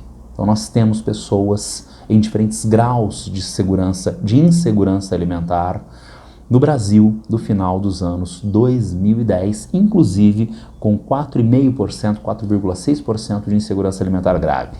Essa pesquisa do IBGE, entretanto, averigou também a diferença de segurança alimentar entre o campo e a cidade. E isso é muito interessante, em especial para um raciocínio intuitivo. A pessoa mora no campo e ela produz alimentos, e, portanto, ela pode ter uma série de problemas, dificuldades, mas pelo menos ela garante a sua alimentação. A resposta é não. Dá uma olhadinha à diferença campo-cidade, gente. Segurança alimentar azulzinha. Na cidade, população urbana, 64,9%. Para a população rural, 53,6%. Então a segurança alimentar na cidade é maior do que no campo. E as 3 categorias de insegurança alimentar estão maiores no campo do que na cidade. Gente, 2 fatores-chave de segurança alimentar: renda, para você comprar o alimento, e o acesso físico aos alimentos, tá certo? Agora veja, onde em média as pessoas têm uma remuneração mais elevada do seu trabalho, têm uma renda mais elevada? Na cidade ou no campo? Na cidade. Na cidade a renda é mais elevada. Então, nesse critério, a cidade já ganha, tá certo? Agora, oferta de alimentos, oferta em diversidade, em qualidade. Eu tenho 2, 3 supermercados aqui próximos de casa. Cadê o supermercado mais próximo, onde a pessoa pode comprar uma diversidade de produtos agrícolas para o sitiante de uma pequena área rural do interior do Brasil? Então, a população no campo tem uma acessibilidade física dificultada a esses alimentos. A pessoa no campo tem uma renda relativamente menor, que pode precarizar o acesso a alimentos em quantidade e em qualidade, tudo bem? Com relação à distribuição das regiões, fica mais ou menos aquilo que nós esperávamos, não é? Segurança alimentar com um percentual maior da população nas regiões sul e sudeste, e insegurança alimentar nas suas diferentes categorias, mais forte nas regiões centro-oeste, norte e nordeste. Temos ainda a segurança alimentar, a segurança alimentar na atualidade. E o que nós encontramos na atualidade em segurança alimentar? Porque, vejam, a POF estava dada para 2017 e 2018, a pesquisa de orçamento familiar. Mas, na verdade, ela é mais uma pesquisa de uma série que o IBGE estava fazendo desde o início, meados dos anos 2000, sobre segurança alimentar. Ela começa em 2004 na PNAD, a Pesquisa Nacional de Amostra Domiciliar, que é repetida em 2009 e 2013. E depois, em 2017 e 2018, vai para a POF, Pesquisa de Orçamento Familiar. Tudo feito sob a égide do IBGE, o Instituto Brasileiro de Geografia e Estatística. E o que nós vemos na evolução temporal da segurança e insegurança alimentar? Vejam que a segurança alimentar, à esquerda no nosso gráfico, está aumentando desde 2004 para 2009 para 2012. Partimos do azulzinho 66,1% para o verdinho 77,4%. Infelizmente, na POF logo na sequência, feita pelo mesmo IBGE, nós encontramos uma queda para 62,3%. E se houve uma queda da segurança alimentar, vejam, houve aumento principalmente da insegurança alimentar leve. Mas em todas as categorias de insegurança alimentar, houve aumento na POF 2017 e 2018. Gente, 2018 está muito longe, não é? Está muito lá atrás no tempo, não é? Mas, e mais recentemente, o que houve com a segurança alimentar, segundo essas pesquisas no Brasil? Ora, eu disse para vocês que essa pesquisa é organizada pelo IBGE, e a partir de 2019 o IBGE não estava mais muito preocupado com a questão das pesquisas de segurança alimentar. Então foi organizado com o mesmo critério que o IBGE fez, as PNADs e a POF, foi organizado o inquérito Vigisan. O que é o inquérito Vigisan? Inquérito Nacional sobre Segurança Alimentar no contexto da Covid-19. Trata-se de um grupo de universidades públicas, ONGs, centros de pesquisa, que assumiram esta função. Falaram, então a gente vai fazer a pesquisa de campo com os mesmos critérios que o IBGE tinha e averiguar a segurança alimentar da população. E o que acontece com a segurança alimentar? Vejam, nós estávamos em 62,3%, né, na última pesquisa POF de 2017-2018. Né? No inquérito, no contexto da Covid-19, a segurança alimentar despenca para 41,3%, tá certo? E o que acontece com a insegurança alimentar? Insegurança alimentar leve sobe para 28%, moderada 15%, 15,2%, insegurança alimentar grave, lembrem-se, adultos, crianças e adolescentes não têm quantidade de alimentos, sobe para 15,5%.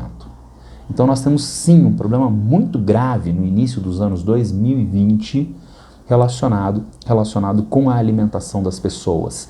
Este problema tem relação com a Covid-19? Claro que tem, mas não apenas com a Covid-19. Não é um problema conjuntural, é um problema estrutural, que no Brasil já avançou fortemente a partir de 2017, 2018 e com um ganho de força ainda muito maior agora nos anos 2020.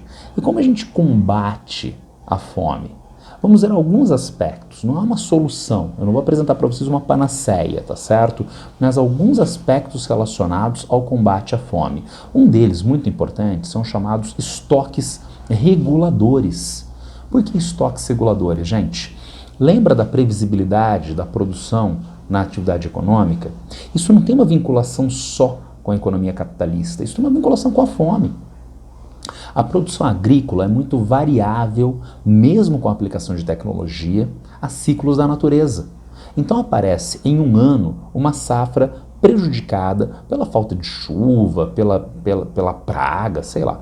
E no outro ano a gente tem uma super safra. Qual delas é boa, gente? Aparentemente a super safra é legal e a safra quebrada é ruim. Não, as duas são ruins. Porque quando a gente tem uma quebra de safra, a gente tem uma menor oferta. O preço dos alimentos sobe e, portanto, as pessoas não podem pagar pelo alimento, avançando o problema da fome. Agora, quando a gente tem uma super oferta de alimentos, também é ruim. É ruim porque o preço do alimento cai. Poxa, mas daí a pessoa compra o alimento que está baratinho, que bom. Sim, mas o produtor não consegue um preço de venda que custeie a produção.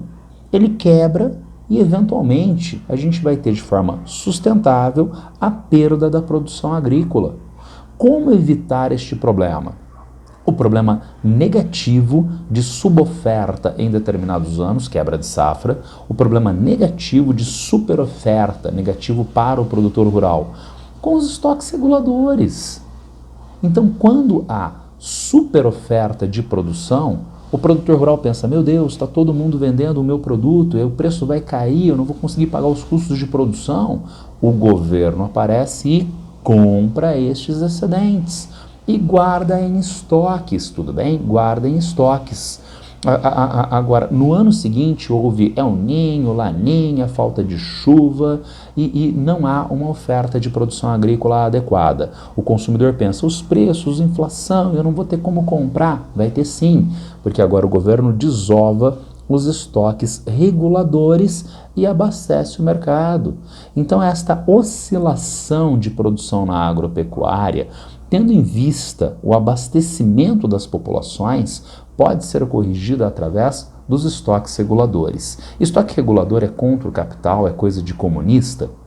Não, porque nos Estados Unidos nós encontramos um país que não é muito comunista e ele tem estoques reguladores. Ele tem estoques reguladores que equivalem a uma área que permite o armazenamento de, pasmem, 200% da safra dos Estados Unidos.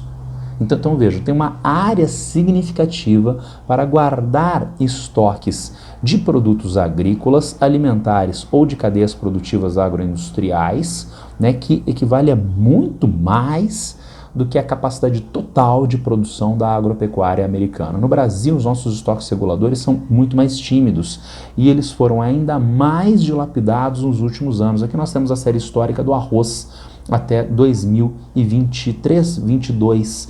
Vejam, a gente chegou a valores mais altos de estoques reguladores de arroz em 2006, 2007, em 2011, mas depois, a partir de 2015, 2016, valores cada vez mais baixos. Em 2021, 2022, praticamente a gente não tem estoques reguladores de arroz. Vamos avançar para estoques reguladores de farinha de mandioca. A gente tem problemas nesses estoques reguladores em 2013 e 2014, mas especialmente a partir de 2017 até 2022. E, portanto, vejam, estoques reguladores, mandioca, farinha de mandioca é um alimento tradicional para a população brasileira. Arroz faz parte de uma alimentação tradicional e de qualidade. É o prato excelente do brasileiro, arroz, feijão, com os demais complementos, tudo bem? Agora, há um problema de acessibilidade desses alimentos na medida em que não há a garantia de oferta mediante a ausência desses estoques reguladores. E quem pode fazer um estoque de produtos que serão consumidos ou não? É o Estado. É o Estado que precisa fazer esses estoques em termos infraestruturais, em termos de compra dos excedentes, em termos de organização da compra e distribuição destes produtos. Uma forma de nós garantirmos a produção no campo e a oferta de alimentos de qualidade para a população é através da agroecologia. Sempre que eu falo disso em sala de aula, os alunos e as alunas me perguntam, mas é possível substituir a atual produção agropecuária pela agroecologia e nós termos o abastecimento alimentar das populações mundiais? E eu respondo que a agroecologia obviamente pode e não pode substituir o atual modelo de produção agroindustrial. Na verdade, no que diz respeito à garantia de alimentação, nós sabemos que hoje a agroecologia e, na verdade, a agricultura familiar é que já garante a nossa produção de alimentos. Quem garante o nosso café da manhã, almoço e a janta, quem garante o pãozinho de queijo no café da manhã, o café, o arroz e o feijão da hora do almoço, da janta, né, o queijinho da tarde, tá? Quem garante isto é a pequena produção familiar, por exemplo, brasileira, e não a produção agroindustrial que, como a gente viu, trabalha com cadeias produtivas não alimentares ou com produtos ultraprocessados, tudo bem? Agora, será que esta produção familiar, em viés agroecológico, pode garantir o circuito longo de produção agropecuária? Pode garantir o abastecimento de veículos automotores com etanol combustível? É claro que não. Agora, isso é necessário? Isso é necessário a nós, como pessoas cidadãs em sociedade? Ou isso é necessário apenas a uma sociedade capitalista, produtivista e consumista? Precisamos pensar qual é a sociedade que nós queremos para nós pensarmos, entre outros, qual é a produção agrícola, a produção na agropecuária que nós demandamos para nós como sociedade. E nesse sentido é que nós poderíamos ter a construção de uma sociedade mais sustentável e, portanto, ambiental e socialmente justa e com uma produção agrícola vinculada à agroecologia. A agroecologia que poderia ser entendida como uma transição da agricultura convencional atual para uma agricultura sustentável. E o que seriam características dessa agroecologia? Primeiro, diversidade. Diversidade de técnicas, saberes e produtos, como a gente já viu na apresentação. Então, a agroecologia não tem a monotonia de produtos agrícolas, técnicas, a monotonia da paisagem da produção agroindustrial. Ela é marcada pela diversidade de técnicas, porque elas são legadas por tradição oral de geração para geração, diferentemente nesta região onde eu me encontro, na região onde você se encontra, diferentemente no Brasil e na Tailândia. Então ela é marcada pela diversidade, pela sustentabilidade. com técnicas como compostagem, manejo de pragas e doenças sem agrotóxicos, integração com a vegetação nativa, manejo agroflorestal, uso controlado de água. Ela é uma agricultura inclusiva, então não tem uma dimensão apenas ambiental pensando na natureza como distinta do ser humano, mas pensando o ambiente de uma maneira ampla, na qual o homem também se encontra, a espécie humana também se encontra. E, portanto, nós precisamos de inclusividade, inclusão social e participação política, criação de ambientes de distribuição e comercialização, protocolos institucionais de viabilização da produção. Agora, a gente poderia pensar essa transição de que maneira? Da agricultura convencional, dos atuais agrosistemas. Nós poderíamos, entretanto, criar um contexto de transição ecológica, pensando nesses agrosistemas vinculados à ideia de ecossistemas. Ecossistemas, interação de componentes bióticos e abióticos com transferência de matéria e energia em determinada região. Isso é um ecossistema. Um agrosistema é um sistema artificial, criado pelo homem em sociedade, que é distinto desses trânsitos de matéria e energia do ecossistema para garantir produção e produtividade de um determinado produto agrícola ou animal de criação. É um agrosistema. Mas nós podemos colocar esse agrosistema em transição ecológica, pensando numa ligação entre agrosistema e ecossistema. Como isto? Utilizando conhecimentos teóricos científicos e interação com saberes populares na produção de agroecossistemas. O agroecossistema é uma unidade de pesquisa, sim, é uma unidade de pesquisa e, ao mesmo tempo, intervenção com produção pautada por princípios ecológicos.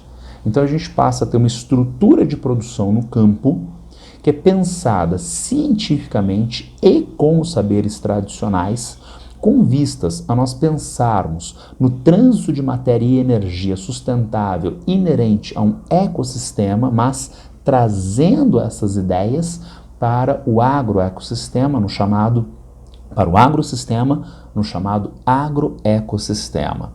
Isto cria uma equilibração maior com o meio. E nesta equilibração nós tendemos a uma resiliência maior. Então a produção agropecuária em contexto agroecológico, ela se adequa mais a transformações que na produção tradicional há uma vulnerabilidade mais acentuada. Vamos dar uma olhadinha nesta resiliência da produção agroecológica? Independência frente a agrotóxicos. Então, de cara, o pequeno produtor em agroecologia, ele precisa comprometer grandes recursos na compra de agrotóxicos? Não, é produção agroecológica, é produção orgânica, tá legal? Primeiro fator de resiliência. Houve uma crise econômica, houve guerra na Ucrânia e nós não temos acesso aos agrotóxicos. A agroecologia não está preocupada com isso, porque ela independe dos agrotóxicos vinculados às exportações da Rússia. Mais, menor consumo de água. Então você tem um ganho ambiental, menor impacto no meio ambiente, menor demanda de tecnologias para acesso massivo de água, mais um fator de resiliência.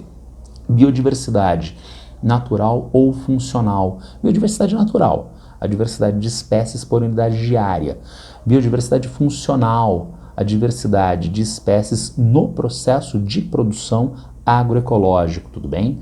E agrobiodiversidade, diversidade natural ou funcional e agrobiodiversidade. Isto gera resistências às variações sazonais de chuva e temperatura, equilibração frente a pragas com as sementes crioulas, porque nós temos produtos que são adaptados às condições que estão dadas historicamente para eles naquela região.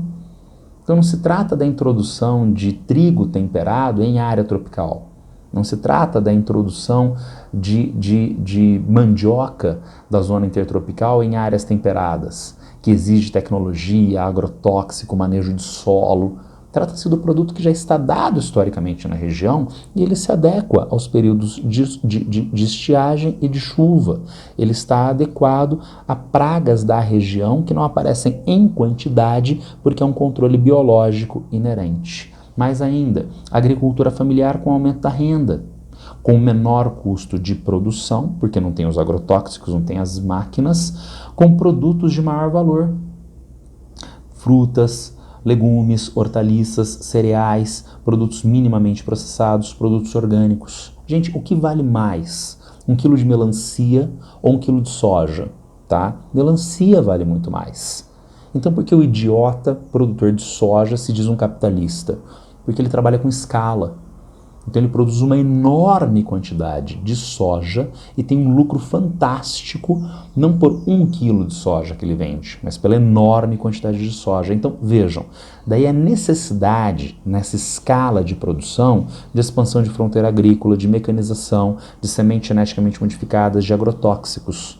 Agora, este produtor vai trabalhar com o quê? Ele vai trabalhar com produtos orgânicos, produtos da agroecologia que tem maior valor agregado. Fruta, que garante, portanto, renda para a manutenção deste pequeno produtor familiar, o que gera aumento da produção para o alto consumo e resistência às mudanças climáticas e contribuição contra a sua intensificação. Na medida em que essa produção não usa agrotóxicos, é comercializada regionalmente, naquilo que a gente viu como circuito curto de produção agropecuária. Então nós temos resiliência no que diz respeito ao produtor rural. Ele fica menos dependente de produtos químicos, ele fica menos dependente de máquinas e equipamentos. Temos resiliência, temos uma resistência também no fornecimento de alimentos para a sociedade, porque nós temos alimentos de qualidade produzidos regularmente. E isso está dado também dada a maior equilibração com o meio. Ah, mas é muito cara esta produção. Sim, porque ela não está vinculada à lógica de mercado. A lógica de mercado é a lógica agroindustrial, que não garante a alimentação das pessoas, que garante as necessidades das grandes empresas. Então a sociedade precisa se organizar com vistas à garantia deste modelo agroecológico. No Brasil há diferentes programas que estão vinculados a quê? A garantia do produtor rural em modelo agroecológico no campo para abastecimento das populações. Por exemplo, a obrigatoriedade de creches e escolas de ensino básico no fornecimento de merenda, de alimentação para as crianças e adolescentes, comprarem esses produtos da agricultura familiar às cercanias. Agora, é cara a agricultura familiar, afinal de contas, como a gente viu, é mais barato dar para as crianças na creche miojo do que um prato de arroz, feijão, verduras, legumes e uma proteína animal, tá? Então quem garante isto? Precisa haver subsídio do governo federal. O governo federal subsidia as prefeituras com vistas a que a prefeitura tenha dinheiro para comprar da agricultura familiar, abastecendo as creches, escolas de ensino básico. Então, será que o produtor tem mercado consumidor? Tem, porque a prefeitura comprou. A prefeitura tem dinheiro para comprar isso? Tem, porque o governo federal está subsidiando. A criancinha, o adolescente, conseguem assistir às aulas com fome, desnutridos, subnutridos? Não. Então, o seu direito à educação não está contemplado. Agora, com uma alimentação adequada na creche, na escola básica, consegue assistir às aulas. E essa alimentação foi feita com o quê? Com miojo ultraprocessado? Com macarrão instantâneo ultraprocessado? Não. Foi feito através de produtos tradicionais da alimentação. Come-se arroz e feijão em casa, com verduras, com uma proteína animal. Come o que na escola? A mesma coisa. São os produtos alimentares tradicionais das populações, a sua opção cultural tradicional, que é conseguida através destes protocolos institucionais. É isso. Nós apresentamos, portanto, algumas características do atual modelo agroindustrial que se relacionam diretamente às necessidades do capitalismo contemporâneo, à sua evolução tecnológica. Se é um modelo ligado às necessidades do capitalismo contemporâneo, tem uma série de contradições. Vimos essas contradições, em especial o problema da fome. Categorizamos esta fome aqui no Brasil, quantificamos esta fome aqui no Brasil. Vimos meios de superação do problema da fome, por exemplo, os estoques reguladores, é só um recurso, entre outros, e também uma outra forma de produção agropecuária, que busca abastecer as populações em alimentos de qualidade, garantindo conservação ambiental e qualidade de vida para as populações no campo, a agroecologia. É isso. Se alguém ainda tiver alguma dúvida, alguma pergunta, é só me acionar a qualquer tempo. Abraço para todas e todos e boa sorte.